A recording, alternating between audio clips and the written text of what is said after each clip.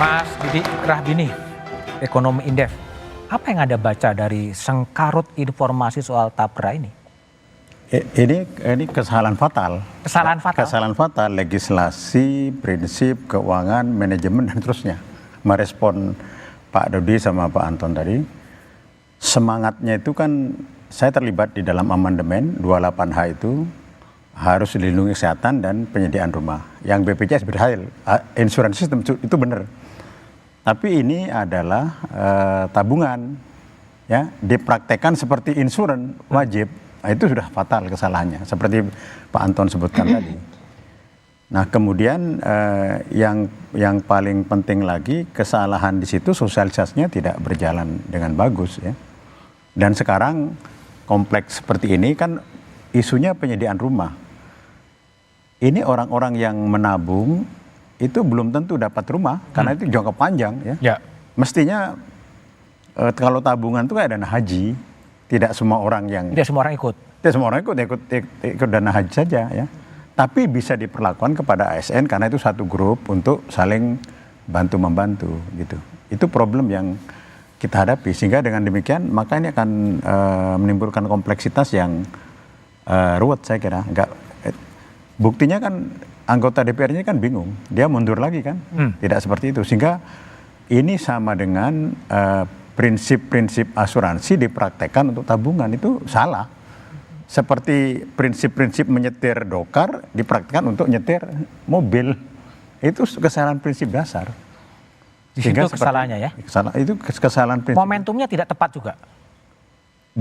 Bukan hanya momentum, tetapi juga trust-nya juga berbahaya. Ini adalah collection yang sangat berbahaya. Karena semua... Berbahaya kenapa? Ya, ini jadi pengumpulan uang.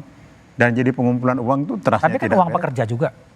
Iya kan asuransi buntu dan lain kan habis diembat semua. Itu problemnya. Sehingga menurut saya diberlakukan apakah per daerah atau ASN saja dan seterusnya, serta sosialisasinya harus dilakukan dan betul bahwa ini tabungan. Kalau tabungan itu akan kembali. Tapi kalau tabungan nggak kembali kan sudah seperti asuransi seperti tenaga kerjaan kan nggak jelas baliknya kepada kita. Oke.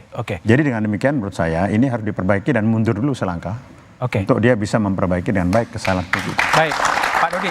Jadi kalau kita lihat prinsipnya kan ada prinsip gotong royong, ya. Gotong royong agar pekerja itu bisa mendapatkan rumah. Nah, kalau terjadi kontroversi di sini, sebenarnya prinsip gotong royongnya di mana sih sebetulnya? Ya, jadi prinsip gotong royong adalah bahwa penghasilan yang di atas masyarakat berpenghasilan rendah, dia menjadi penabung mulia. Penabung? Mulia atau penabung yang tidak bisa menerima pemanfaatan KPR, KBR, KRR.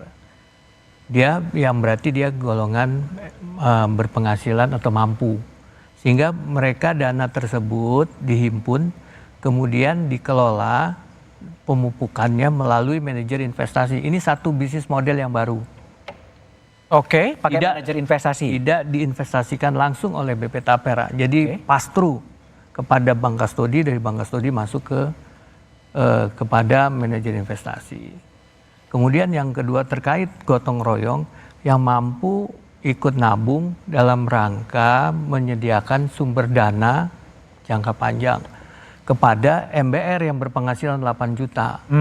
Dengan dia menabung selama menjadi peserta Tapera 12 bulan, dia sudah masuk eligible, apa yang dapat bisa menerima pemanfaatan. Kalau MBR itu tidak dibantu dengan orang yang tadi yang berpenghasilan di atas 8 juta, dia kapan bisa memiliki rumah? Nah, maka di sini ada azas gotong royong di situ, Pak. Mampu membantu yang memang berpenghasilan. Jadi konteksnya adalah kira-kira semua pekerja itu wajib menabung, 2,5% pekerja, 0,5% perusahaan, kemudian dikelola oleh manajer investasi sebagian untuk pembiayaan bagi MBR dalam bentuk pemilikan rumah, pembangunan rumah dan perbaikan rumah. Diinvestasikan di pasar saham atau di manapun? Hanya diinvestasikan ke surat satu pasar uang, 2 fixed income, KIK fixed income, yang ketiga fixed income dengan penyimpanan, jadi disimpan sampai dengan hold to maturity lah. Mas ATM. Budiman, dari dana ini hampir tidak ada. Jadi dana yang dihimpun ini hampir tidak ada gunanya. Tidak ada atau gunanya. sangat kecil sekali mensuplai rumah, nggak ada. Ini menghimpun uang untuk rumah tapi tidak mensuplai, nggak ada. Coba tanyakan kepada Pak Dodi berapa rumah yang disediakan Baper Tarum dibandingkan swasta. Sekarang swasta itu sudah jauh lebih pintar dari pemerintah, termasuk negara lain, bisa menyiapkan rumah dengan harga yang sangat murah, 150 juta, yang studio ya, 200 juta, dan itu bisa dicicil dengan baik, 1 juta, 2 juta, dan seterusnya. Nah jadi ini pengumpulan dana berbahaya, karena dari sisi dana Pak Dodi ini, untuk rumah kan nggak banyak Pak, dibandingkan dengan swasta yang menyediakan, atau pemerintah yang menyediakan dari dana pemerintah, bukan dari dana sini. Dari dana ini nggak ada apa-apanya. Gimana Boleh Pak saya katakan nggak ada. Dana Zero menurut saya. Dana Tapera yang saat ini ada dari ASN yang dari Berapa itu? Baper Tarum sekitar 10,9 triliun. 10,9 triliun. Sudah di redemption karena pensiun sebanyak kurang lebih 500 ribuan, sekitar 4,2 triliun. Mensuplai Sudah rumah berapa? redemption. Nggak menyuplai rumah, berapa rumah sudah disuplai Iya. dari dana Baper Tarum itu? Dari dana yang ada, untuk sebagian bangun rumah. dialokasikan untuk pemanfaatan sebesar 2,8 triliun. Berapa rumah itu? Dari 2,8 triliun tergunakan 2 triliun sudah menghasilkan 14.167 unit rumah. Iya, 14.000, nggak ada. Dari Gini, Dari Pak Mas ASN Budiman, tadi yang menjadi ini dana menghimpun untuk rumah dari seluruh puluhan juta orang, tapi menghasilkan 14.000. Nanti akan menghimpun banyak sekali, tidak menghasilkan rumah juga. Jadi rumah itu jangan alasan untuk rumah, problemnya itu problem berat. Menghimpun rumah dari berapa juta sekarang Pak Anton? 100 juta pekerja, dari situ semua dihimpun menghasilkan 14.000 rumah sebagai contoh. Nanti oke lah 100.000. Itu kan hanya 0,0 sekian persen. Jadi ini sekarang model penghimpunan dana. Karena itu harus ada trust. Kalau tidak ada trust tidak bisa. Oke, Ini bukan trust asuransi. kuncinya ya. Pak Jadi- Dodi mau merespon soal Iya. trust tadi itu? Ya, trust, kenapa kita membangun tata kelola untuk mencakup trusted fund yang kita kelola? Karena apa? Karena dana tersebut dikelola MI dan setiap hari para pemilik dana bisa mengakses nilai aktiva bersih setiap hari perkembangannya. Nah, sejak launching dari 2021 bulan Juni, dana pemupukan sudah kita kembangkan menghasilkan 11,05% Tabungan sejak pensiun. diluncurkan. Seperti tabungan pensiun. Ya, ya. Sama Itu persis. 11,05% itu gross dari investment kita. Nah, tetapi yang menjadi concern di sini adalah adanya tadi yang backlog 9,9 juta nih data terakhir. Nah, inilah yang membutuhkan peranan selain pemerintah, tentu adalah peserta. Sehingga unit yang bisa diberikan kepada MBR itu kemampuannya meningkat atau lebih tinggi volumenya. Di sini peran pemerintah dan BP Tapera sangat strategis untuk membantu MBR. Kenapa? Karena tenornya jangka waktu maksimum 30 tahun. Sehingga angsurannya rendah. Suku bunga yang ditetapkan tetap dengan bunga saat ini 5%. Oke. Kalau bunga pasar 11. Jadi kalau kita ambil MBR ngambil kredit kepada bank, dia akan kena angsuran hampir 1,7. Oke, kalau pertanyaan sederhana gini Pak Dodi. Kalau Jadi pekerja sangat yang bermanfaat. punya gaji 5 juta katakanlah sebulan, Bisa itu dapat. diperkirakan punya rumahnya kapan? Kapan? Ya.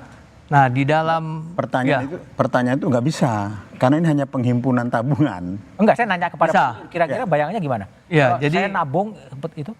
jadi ada kriteria eligible-nya. Satu, pertama menjadi peserta minimal 12 bulan.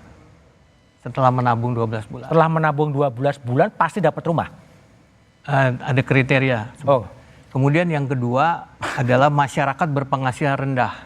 oke. Yang ketiga, rumah pertama. Oke.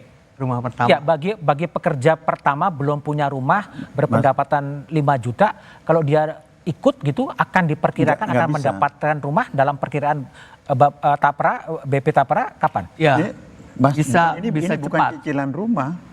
Bukan, kita menyediakan bukan cicilan. sumber dana, fasilitas, dana? iya, fasilitas likuiditas bagi bank Enggak, untuk menyalurkan KPR, Oke. gitu Pak. jadi nggak ada hubungannya. Funding. Nggak ada Jadi gunanya. nggak ada hubungannya, hampir tidak ada hubungannya antara orang yang diwajibkan ini untuk dapat uang, nggak ada hubungannya. Tapi kan namanya tabungan perumahan rakyat. Itu namanya saja. Jadi nggak ada hubungannya. Bagaimana 100 juta orang dapat rumah, supply-nya 14. Oke, baik, aku tanya Kak Eli. Kak Eli gimana? Jadi apa namanya tadi kan udah dijelaskan soal trust. Iya. Selain yang substansi yang Anda merasakan berat, apalagi sih keberatan Anda soal trust juga gitu? Ya, memang itu juga ya, karena kita kan ada beberapa tahun terakhir ini kan isu asuransi yang hilang gitu ya. Asuransi yang Ya, hilang. misalnya kayak Taspen apa segala macam itu kan masih Ah. ada di benak masyarakat itu, karena memang di media itu kan terang benderang Pak soal uangnya, dananya nggak ada di sana. Lalu muncul lagi begini, ini pertanyaan saya, kenapa buruh dibebankan Pak? Buruh yang mendapat upah 2 juta masih ada Pak. 2 juta. Masih ada 2 juta. Jadi saya tadi menyebut di Jakarta 5 juta 60 ribuan kalau tidak salah ya. Bagaimana mungkin kami yang miskin ini memberikan subsidi kami Pak, sementara kami butuh subsidi sebenarnya gitu. Jadi itu tidak masuk akal. Kalau pemerintah, memang niat pemerintah untuk rakyat berdasarkan Undang-Undang 45 Pak, memang pemerintah harus menyiapkan perumahan untuk rakyat. Tapi jangan membebankan buruh dong, jangan membebankan mereka yang miskin. Memang setuju saja kita ada subsidi silang ya, tapi bagi saya, karena saya tahu persis bagaimana buruh ini berjuang tiap tahun turun ke jalan, hanya meminta kenaikan upah 200 ribu Pak.